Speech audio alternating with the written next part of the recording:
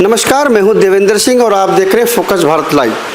आज हमारे साथ में हैं सहारनपुर के कद्दावर और फायर ब्रांड नेता विनोद तेजियान जी। तेजियान जी, देश की राजनीति तो बदल ही रही है, सहारनपुर की राजनीति में अचानक से बदलाव आया है। यहाँ जो दलित नेता के रूप में उभर कर आए हैं भाई चंद्रशेखर सिंह, चंद्रशेखर को आप किस तरह से देखते हैं? क्या वो सही राजनीति कर रहे हैं या वो गलत ट्रैक पर चल रहे हैं? क्या मानते हैं उनको? देखिए, हमने उनको काफ़ी समझाने की कोशिश की और ट्रैक पर लाने की कोशिश की। हालांकि मैं तो पहले दिन से ही जानता हूं कि संविधान बचाओ, देश बचाओ, ईवीएम हटाओ, लोकतंत्र बचाओ, इस आंदोलन को काउंटर करने के लिए ही एक द ग्रेट चमार के बोर्ड लिखवा करके ये आंदोलन शुरू हुआ था। तो ये पूरा का पूरा हमारी जानकारी में था कि ये आंदोलन कहाँ से चल रहा है, लेकिन फिर भी हमने उनके साथ खड़े होकर के कोशिश की कि उनको, जो हमारे साथी थे वो भी उनके साथ गए। और मुझे तो खुद एक हाई कोर्ट के जज का फ़ोन आया और उसने कहा कि दुश्मन हमारे लोगों का इस्तेमाल करके अपना काम करवा रहा है। हम लोग कितने बड़े मूर्ख हैं कि अपने आदमी से अपना काम नहीं करवा सकते। मैंने उन जज साहब को समझाने की कोशिश की कि आप मुझे इनके साथ मत भेजो, क्योंकि मैं अंदर से जानता हूँ मैं इन्हें तभी समझा सकता हूँ अगर ये खुद का आंदोलन अपने आप चला रहे हो।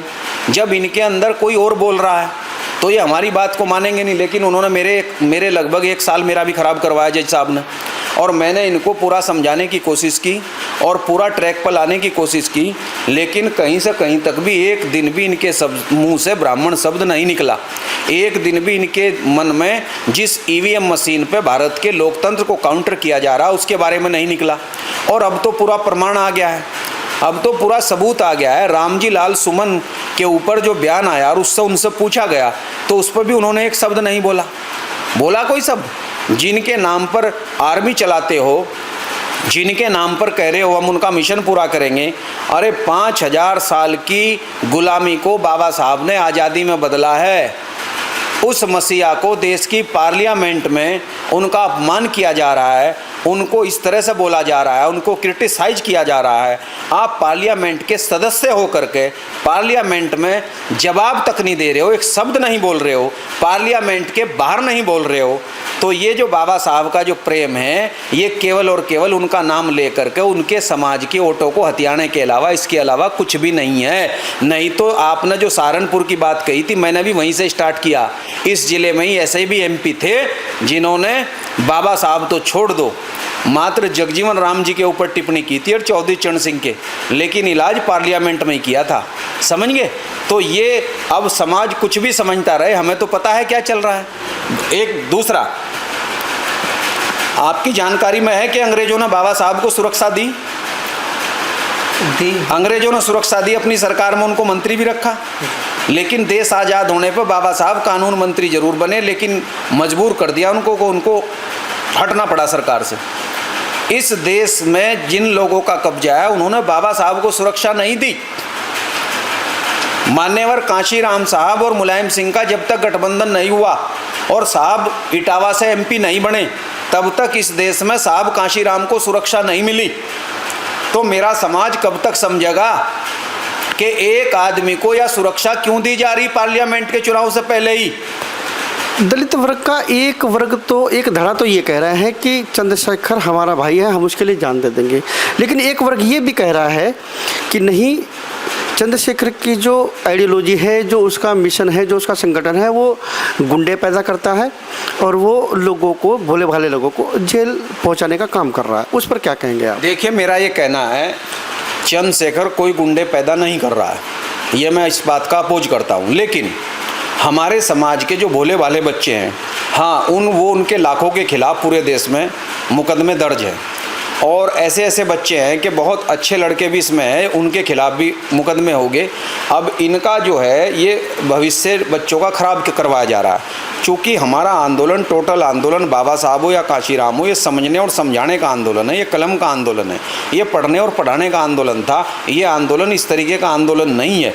लेकिन दूसरा, जो आप उनके बारे में पूछ रहे हैं, तो ये सारा का सारा जो हमारी जो दुश्मनी है, हमारी जो इस देश के अंदर लड़ाई है, जो हमारे समाज को नुकसान जिन लोगों ने दिया है, उन लोगों को जिन्होंने इस देश में वर्ण व्यवस्था बनाई है, जिन्होंने इस देश में जाति व्यवस्था बनाई है, जिन्होंने इस देश में आदिवासियों को जंगलों में जाने के लिए मजबूर कर दिया, जिन्होंने अनुसूचित जातियों की 2000 जातियों को अछूत बना दिया, जिन्होंने इस देश में अच्छे खाते पीते राजा महाराजाओं को पिछड़ा घोषित कर दिया, तो उन लोगों के खिलाफ चंद्रशेखर एक शब्द नहीं बोलते हैं।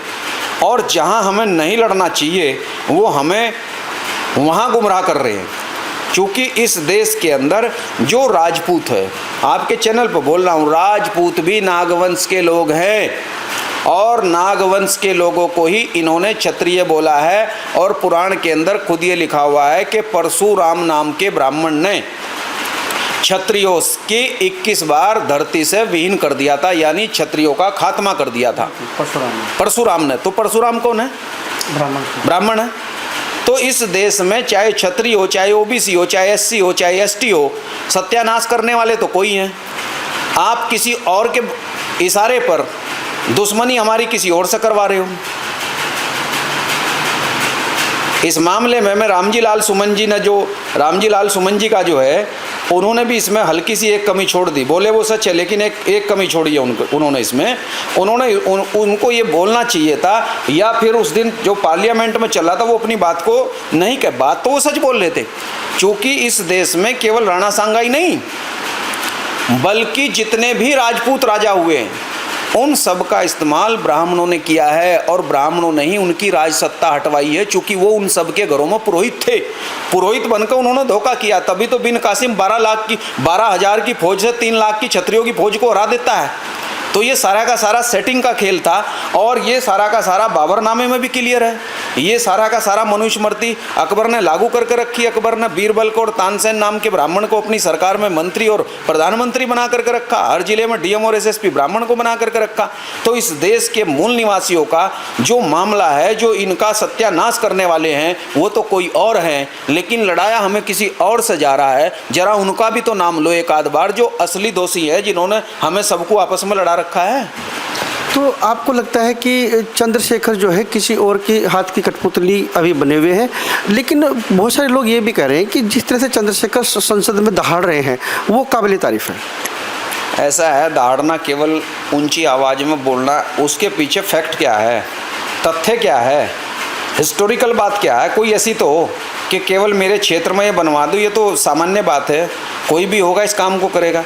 अरे भाई, आप हिस्टोरिकल, सबसे बड़ी समाजवादी पार्टी का राष्ट्रीय अध्यक्ष तो ईवीएम मशीन पर बोल रहा है पार्लियामेंट के अंदर, और चंद्रशेखर को ये मालूम ही नहीं है। भारत के लोकतंत्र को ईवीएम मशीन पर ख़त्म किया जा रहा है। ईवीएम मशीन जापान ने बनाई थी, जापान ने एक चुनाव कराते ही इस मशीन को बंद कर दिया था। बाम सेप ने तमाम पूरे देश में इस पर पूरा जोर लगा रखा है इस मशीन को हटवाने के लिए। तमाम नेताओं को भी अपने समर्थन में, धीरे धीरे नेताओं की भी समझ में आ रहा है, जब वो हार रहे हैं कि बहुमत हमारा बन रहा, लेकिन हम चुनाव हार गए, तो उनकी भी समझ में आ रहा, लेकिन इनकी समझ में नहीं आ रहा। तो समाज की समझ में मेरे कब आएगा कि किसके लिए काम किया जा रहा है? ये तो पूरा का पूरा मामला जो है, देखिए, आरएसएस एक दूसरी नई मायावती तैयार कर रहा है देश में। समाज समझना चाहता हो तो समझ लो, आरएसएस भारत में एक नई मायावती तैयार कर रहा है। ठीक है, 30 साल उसने खराब किए हैं ताकि डिवाइड हो, अस्तित्व खत्म हो। लड़ना कहीं है, लड़ोगे कहीं और, उससे पहले मुकदमे में फंसे मिलोगे। तो क्या विनोद तेजयान जी की बात चंद्रशेखर से होती है?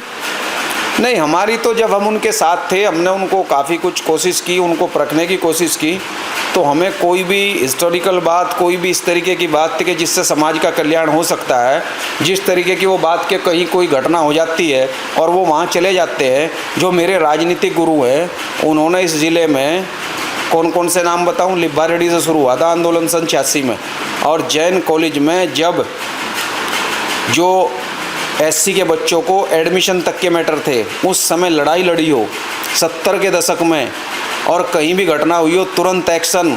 और एक्शन केवल ये नहीं कि घटना पर गए, जब तक मुकदमा डिसाइड नहीं हुआ या बैठकर समझौता नहीं हुआ, तब तक एमपी साहब पीछा नहीं छोड़ते थे। और इनका क्या है, कोई घटना हुई, वहाँ गए और जा करके वापस आ गए। हमारे ज़िले में ही आप दूसरा तो छोड़ दो, शब्बीरपुर के लोगों को आज तक इंसाफ मिला? जब घर 55 जले थे, FIR 9 तारीख में 55 दर्ज होनी थी, उसी दिन क्या हुआ?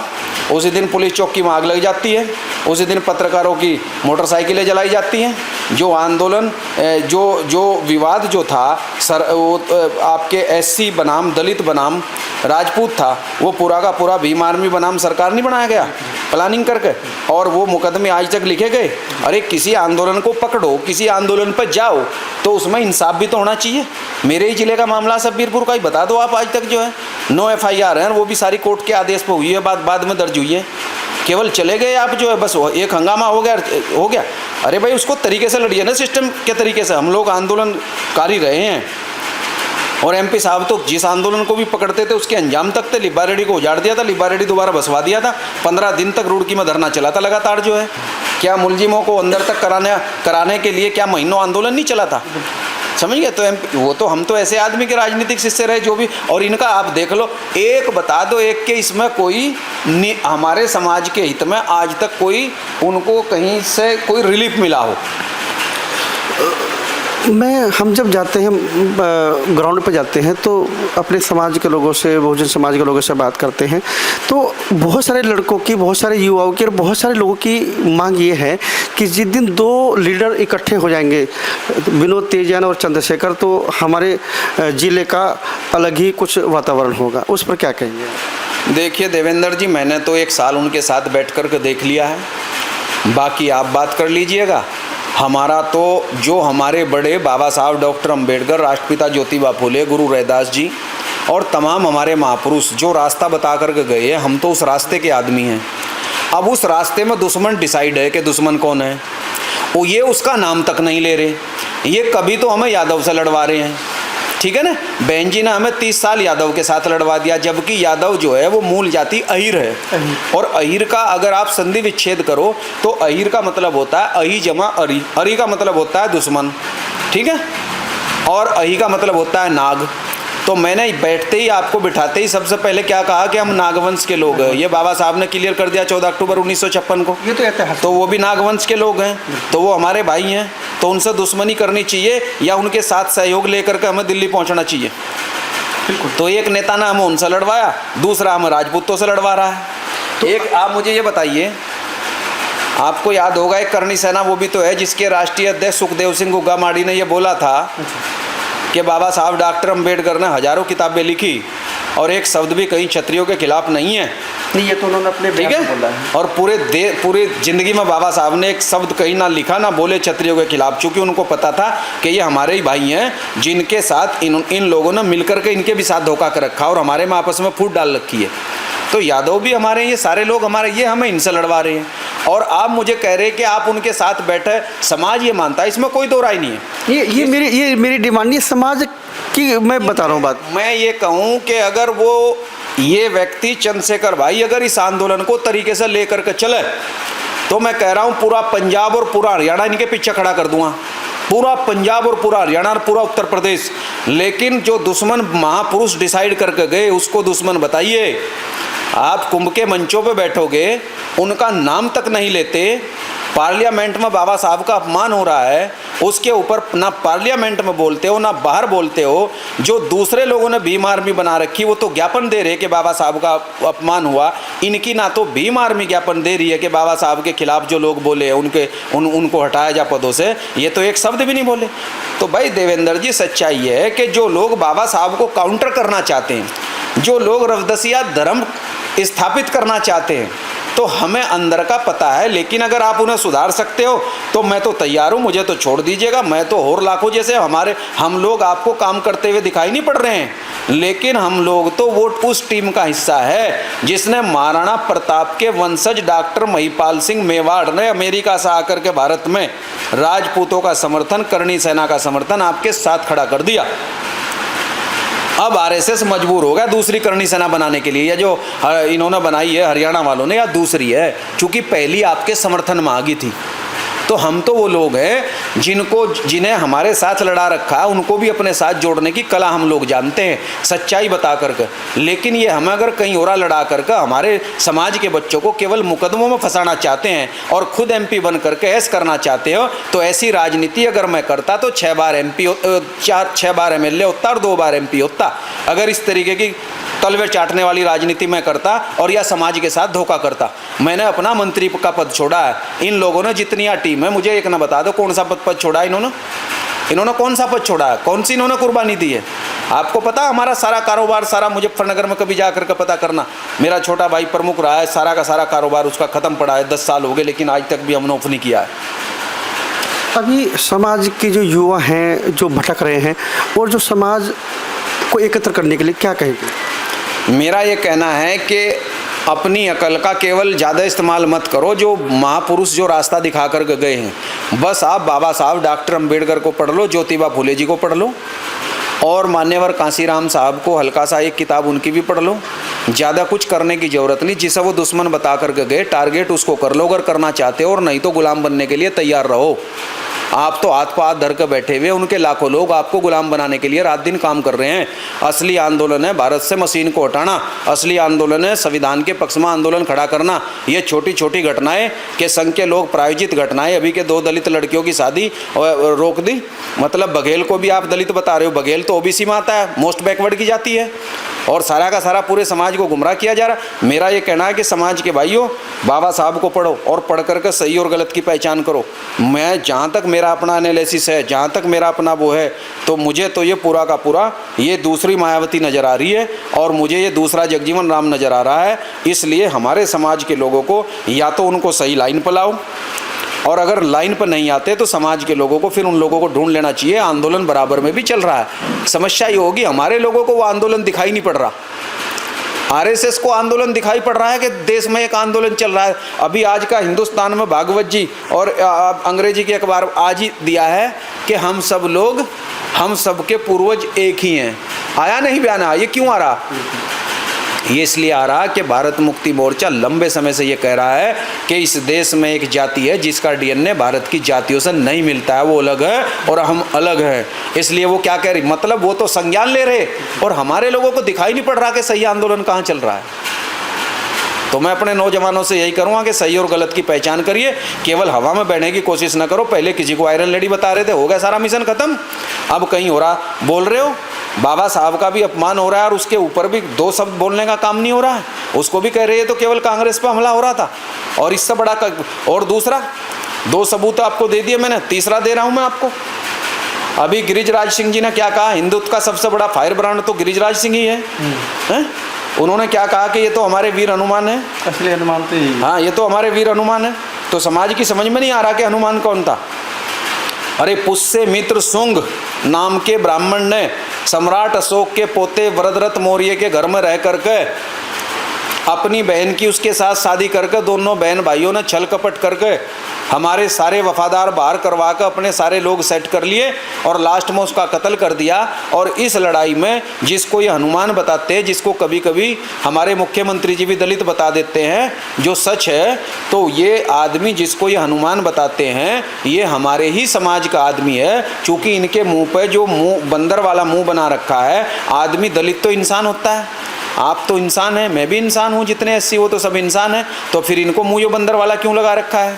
इनको आप बजरंग क्यों कह रहे हो, बजरंग बली क्यों बोल रहे हो आप इनको? चूँकि इन लोगों ने हमें इतिहास के अंदर बंदर, गधा, मुर्गा और बंदर भी लिख रखा है। तो उन्होंने ये दिखाया कि ये आदमी उनका था, नागवंश के लोगों का, लेकिन इसने साथ हमारा दिया है, ये हमारा पिछलंगू रहा है। तो इस ऐसे लोगों को ढूंढो। तो गिरिजराज सिंह जी ने बता दिया कि ये कौन है। तो इस व्यक्ति की बदौलत ही सम्राट वरदरथ मौर्य को मारा गया था, और मार करके आज ये तो मेरा तो ये कहना है कि चाहे रावण के रूप में हो, रावण के रूप में भी हमारा सत्यानाश हुआ है, और चाहे हनुमान जी के रूप में हो, तो भाई हमारे नागवंश के लोगों को तो नुकसान हुआ है, क्योंकि दोनों ने अपने ही लोगों के साथ गद्दारी करके और दुश्मन का साथ दिया है। ये थे कद्दावर नेता विनोद तेजियान जी। इनकी बात आपको कैसी लगी, अपनी राय कमेंट बॉक्स में जरूर दें, और हमारे चैनल को सब्सक्राइब करिए। मिलते हैं अगली वीडियो में। नमस्कार।